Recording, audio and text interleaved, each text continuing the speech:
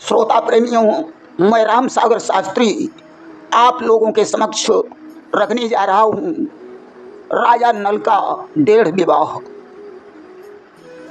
देखिए, लक्ष्मीमल सेठ के यहाँ खेलते खाते हुए नल आज 16 वर्ष के हो चुके हैं। एक दिन लक्ष्मीमल के पुत्र पन्नालाल और फूलचंद अपने जहाज में माल लाद कर व्यापार करने के लिए चल पड़े कि एक रोज की बात है, दोनों वैश्य कुमार भर जहाज में माल को चले करन व्यापार। उनका जहाज उड़ीसा की सीमा से होकर गुजर रहा था। वहीं समुद्र के तटवर्ती क्षेत्र के सघन वन में दैत्यराज घूमासुर का किला था, जिसकी पुत्री का नाम गजमोतनी था, जो 15 वर्ष की युवती और बड़ी रूपवान थी। वह समुद्र के तट पर स्नान करने के लिए आई कि घूमासुर की सुता का गजमोतिन था नाम, आई वहां समुद्र पर करने को स्नान। उसने अपने वस्त्र उतार कर किनारे रख दिए और नग्न होकर स्नान करने लगी। अचानक उसने वैश्यों के जहाज को आते हुए देखा तो जल्दी बल्दी उल्टे सीधे कपड़े पहने और जंगल में भाग गई तथा अपने किले के अंदर जाकर आराम से सो गई। सजनों, घूमासुर दैत्य शंकर का वरदानी था। भगवान शंकर ने उसे पहले ही बता दिया था कि नल के अतिरिक्त संसार में तुम्हें कोई नहीं मार पाएगा। गजमोतनी को भी शंकर जी ने वरदान दिया था कि तेरा विवाह वीरसेन के पुत्र राजा नल के साथ होगा। गजमोतनी जादू में प्रवीण थी। उसे शतरंज का खेल बहुत पसंद था। शतरंज में उसे नल के अतिरिक्त कोई नहीं हरा सकता था। शतरंज में 16 गोटें होती हैं, जिन्हें वह हमेशा अपने पास रखती थी। आज जब वैश्य पुत्रों को देखकर गजमोतनी वहां से भागी थी तो शतरंज की एक गोट और हीरा पन्ना से जड़ी हुई उसकी एक मोजड़ी वहीं तट पर छूट गई थी। वैश्य पुत्र जब वहां पर पहुंचे तो उन्होंने विचार किया कि यहीं पर कोई सुंदरी स्नान कर रही थी, पता नहीं अब वो कहाँ चली गई। तट पर निगाह डालने पर उन्हें एक मोजड़ी और एक गोट दिखाई पड़ी। वैश्य पुत्रों ने उन्हें उठा लिया और विचार किया कि मालूम पड़ता है यह मोजड़ी और गोट उसी लड़की की है जो अभी यहाँ स्नान कर रही थी। अब मैं ये अद्भुत मोजड़ी और गोट राजा वीरसेन को भेंट करूँगा। राजा प्रसन्न होकर हम लोगों को कोई इनाम देगा। इस प्रकार जब वे व्यापार करके वापस लौटे तो उन्होंने अपने पिता लक्ष्मीमल को बताया कि पिताजी, समुद्र के तट पर मुझे ये गोट और मोजड़ी मिले हैं। अब मैं इन्हें राजा वीरसेन को भेंट करना चाहता हूँ। लक्ष्मीमल ने कहा, अति उत्तम विचार है। इसके बदले राजा तुम्हें कोई न कोई इनाम अवश्य देगा। आज गोट और मोजड़ी को एक थाल में रखकर दोनों वैश्य राजा वीरसेन के दरबार में पहुंचे। राजा का सुंदर दरबार लगा हुआ था।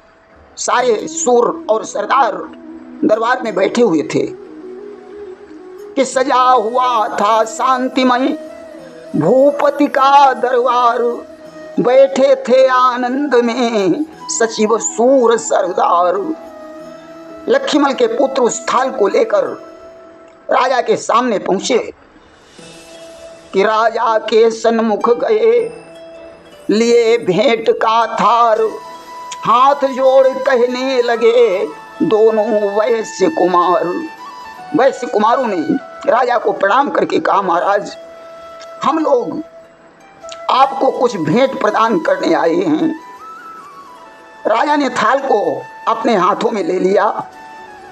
शतरंज की अद्भुत गोट और वह मोजड़ी देखकर राजा वीरसेन विचार करने लगे कि ये मोजड़ी तो किसी राजकुमारी की मालूम पड़ती है, अवश्य ही वह कोई परम सुंदरी होगी। राजा ने वैश्यों से कहा कि हे वैश्यों, ये मोजड़ी और गोट तुम किस सुंदरी की चुरा कर लाए हो? वैश्यों ने कहा महाराज, मैंने इन्हें समुद्र के तट पर पाया था। सज्जनों, कहा जाता है कि राजा, वैश्या, क्रूर व्यक्ति और क्रोधी संत पर कभी विश्वास नहीं करना चाहिए। आज राजा ने क्रोधित होकर कहा, हे वैश्यों, 6 महीने के अंदर तुम अगर बाकी 15 गोटें और दूसरी मोजड़ी ढूंढ कर नहीं लाए तो तुम्हें फांसी पर लटका दिया जाएगा, अन्यथा उस सुंदरी को दरबार में लेकर आना होगा। अब तो वैश्यों के ऊपर वज्राघात हो गया। वे घर लौट आए। उन्होंने लक्ष्मीमल को सारी कहानी बताई तथा उदास मुद्रा में लेट गए। खाना पीना भी छोड़ दिया। आज राजा नल ने अपने मामाओं को दुखी देखकर कारण पूछा कि क्यों चेहरा गमगीन है, क्या है रंज मलाल, अपने भांजे से कहो मामा दिल का हाल। नल ने कहा, हे मामाओं, तुम्हें क्या कष्ट है जो बड़े गम में डूबे हुए हो? पन्नालाल और फूलचंद बोले, भांजे, अब तो 6 महीने बाद हम दोनों की फांसी होने वाली है। आज सारा कारण जानकर नल ने कहा कि हे मामाओं, ये तो बड़ी छोटी सी बात है। आज मैं 16 वर्ष का हो गया हूँ। तुम मुझे उसी जगह पर ले चलो जहाँ तुम्हें एक गोट और मोजड़ी मिले थे। देखिए, मोजड़ी राजस्थानी शब्द है। यहाँ मोजड़ी का मतलब किसी जूती से होता है। उन्होंने कहा कि मैं बाकी गोटें और मोजड़ी खोज करके ले आऊंगा। वैश्यों ने कहा, भांजे, इससे बड़ा उपकार और क्या हो सकता है, चलो आज ही चलते हैं। उन्होंने जहाज तैयार किया। राजा नल अपनी माता मंझा के पास पहुँचे। उन्होंने कहा, माँ, मुझे आज्ञा दो, मैं मामाओं के साथ मोजड़ी और गोट खोजने के लिए जा रहा हूँ। नल ने अपनी माता के चरणों का स्पर्श किया। माँ ने आशीर्वाद दिया कि जा बेटा, तेरी मनोकामना सिद्ध हो, देवी माता तेरी रक्षा करी। कि छूकर माता के चरण चले वीर नलराज, वैश्य कुमारों के सहित पकड़ा तुरंत जहाज। आज जहाज में बैठकर उसी क्षेत्र में पहुंच गए। वैश्यों ने उसी स्थान को दिखाया जहां से उन्हें गोट और मोजड़ी प्राप्त हुए थे और जहाज को तट पर रोक दिया। सामने जंगल देखा। नल ने कहा कि हे मामाओं, मैं इस वन में जा रहा हूँ, तुम 3 दिनों तक यहीं बैठकर मेरी प्रतीक्षा करना। अगर 3 दिन में मैं वापस लौटकर नहीं आया तो समझ लेना कि नल की मृत्यु हो चुकी है और तुम जहाज लेकर घर चले जाना। सज्जनों, नल उस जंगल में आगे बढ़ा कि सुमिरन कर जगदम्ब का, हो निर्भीक सुधीर, सघन विपिन में घुस पड़ा, इकले ही नलवीर। आगे चलकर उन्होंने देखा कि उस जंगल में एक बुढ़िया ध्यानावस्था में बैठी हुई है। कि उस बुढ़िया को देखकर नल ने किया प्रणाम, बोला, माता कौन तुम, इस वन में क्या काम। उस बुढ़िया को देखकर नल ने प्रणाम किया और पूछने लगा कि हे माता, तुम कौन हो, इस वन में अकेली क्या कर रही हो। बुढ़िया बोली, बेटा, मुझे पहचानो, मैंने ही तुम्हारी माता का प्रसव सुखपूर्वक करवाया था और मैं वही हूँ जिसने सिंघनी बनकर तुम्हें अपने स्तनों का दूध पिलाया था। कि मैं वो हूँ जिसने मंझा का सुखपूर्वक प्रसव कराया था। मैं वो हूँ जिसने सिंघनी बन तुझको निज दूध पिलाया था। और इतना ही नहीं, मैं ही प्रत्येक स्त्री पुरुष का जोड़ा मिलाती हूँ। किसके कितने विवाह होंगे इस भविष्य को भी मैं जानती हूँ कि मैं ही प्रत्येक नारी नर का आपस में जोड़ मिलाती हूँ। किसके कितने विवाह होंगे, मैं ही ये सब करवाती हूँ। संसार में मुझे भय माता के नाम से जाना जाता है, परंतु पुत्र ये तो बताओ कि तुम इस जंगल में किस लिए आए हो। नल ने कहा, माता, मेरे मामाओं को समुद्र के तट पर 2 वस्तुएं मिली थीं, जिसमें एक शतरंज की गोट है और दूसरी वस्तु मोजड़ी है। उनको फांसी से बचाने के लिए मैं शेष वस्तुओं को खोज रहा हूँ। आज नल ने वह गोट और मोजड़ी निकाल कर बुढ़िया को दिखाई। बुढ़िया बोली, मैं समझ गई बेटा, ये गोट और मोजड़ी दैत्य पुत्री गजमोहिनी किए हैं। गजमोहिनी का पिता घूमासुर परम बली है, इसलिए तुम वापस लौट जा, अन्यथा वह दैत्य तेरा भक्षण कर लेगा। नल ने कहा, माता, आप तो सब जानती ही हैं, तो मुझे एक बात और बता दीजिए कि मेरे कितने विवाह होंगे। भाई माता बोली, बेटा, तेरे 2.5 विवाह होंगे, जिसमें तेरा पहला विवाह इसी वन में आज के तीसरे दिन गजमोहिनी के साथ होगा, और उसी बीच आधा विवाह राजा वासुक की पुत्री नागमती से हो जाएगा, तथा तेरा तीसरा विवाह विदर्भ नरेश भीमसेन की पुत्री दमयंती के साथ होगा। इस प्रकार तेरे 2.5 विवाहों का आंकड़ा है। नल ने कहा, माता, जब दैत्य मुझे खा जाएगा तो मेरे 2.5 विवाह पूरे कैसे होंगे। बुढ़िया ने हंसकर कहा, पुत्र, मैं तो तेरी वीरता की परीक्षा कर रही थी।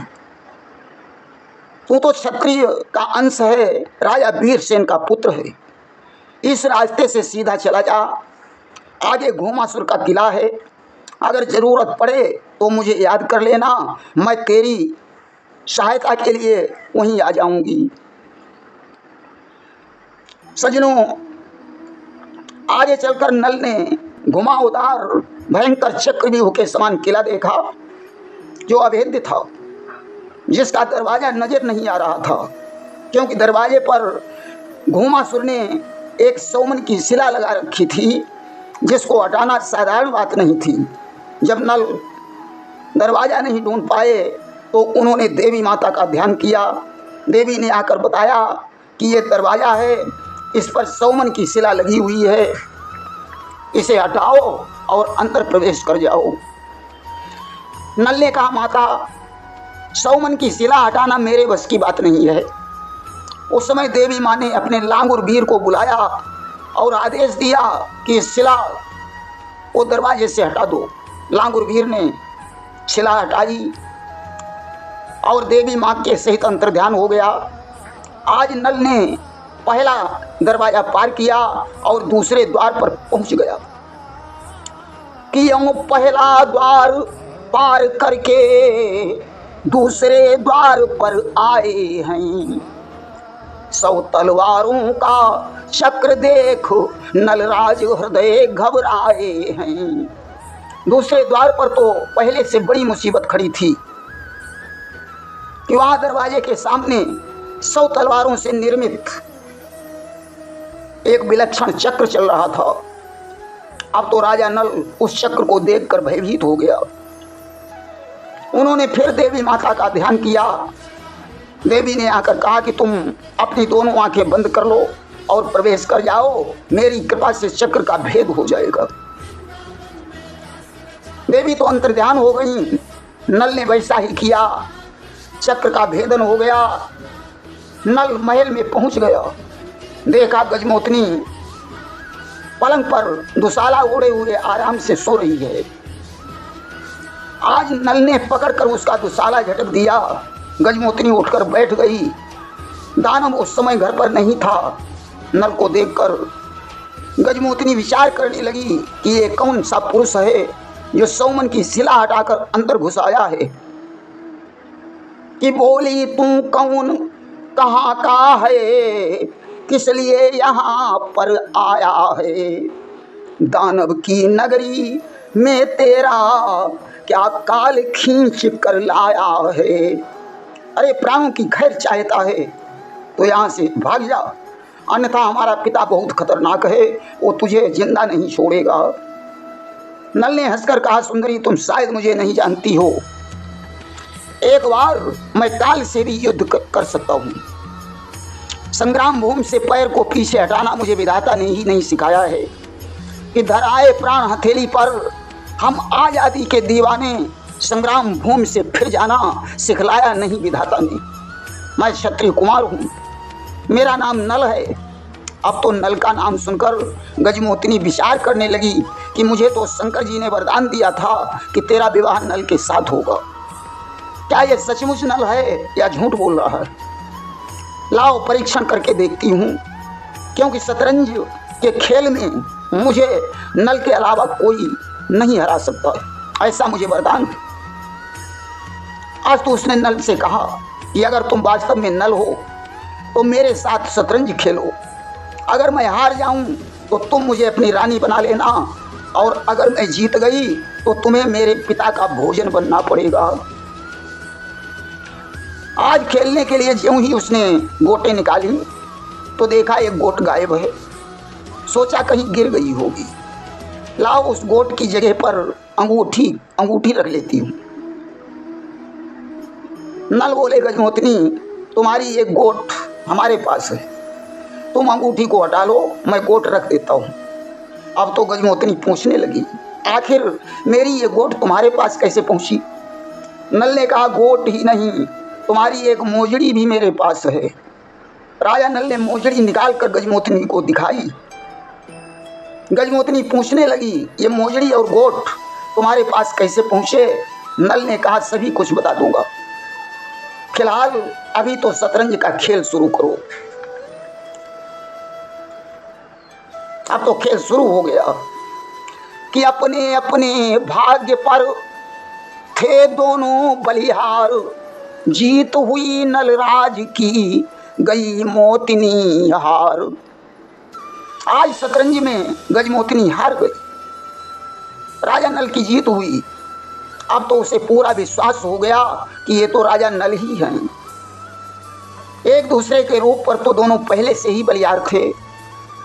तब राजा नल ने बताया कि तुम्हारी ये गोट और मोजड़ी हमारे मामाओं के को मिले थे, जिन्हें लेकर मामा लोग हमारे पिता वीरसेन के पास पहुँचे। उन्होंने कहा कि बाकी गोट और मोजड़ी 6 महीने के अंदर ढूंढ कर लाओ, अन्यथा तुम्हें फांसी दे दी जाएगी। मैं उसी की खोज में आया था। मामा लोग समुद्र के तट पर ठहरे हुए हैं। गजमोहिनी ने दोनों मोजड़ी और गोटें नल को प्रदान कर दी।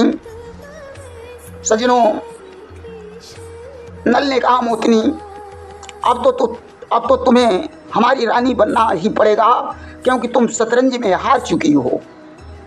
मोहिनी ने कहा कि हमारे साथ विवाह होना कोई आसान बात नहीं है, क्योंकि हमारा पिता घूमासुर बड़ा खतरनाक है। अभी तो वो बाहर गया है, 5 बजे शाम को वापस लौटेगा। नल ने कहा, मोहिनी मैं डरने वाला नहीं हूँ, तुम्हारे पिता को भी देख लेंगे वो कितना शक्तिशाली है। इस प्रकार नल वहीं महल में ठहर जाते हैं। इसके आगे का प्रसंग आप लोग भाग 2 में श्रवण करेंगे। प्रेम से बोलिए वृंदावन बिहारी लाल की जय।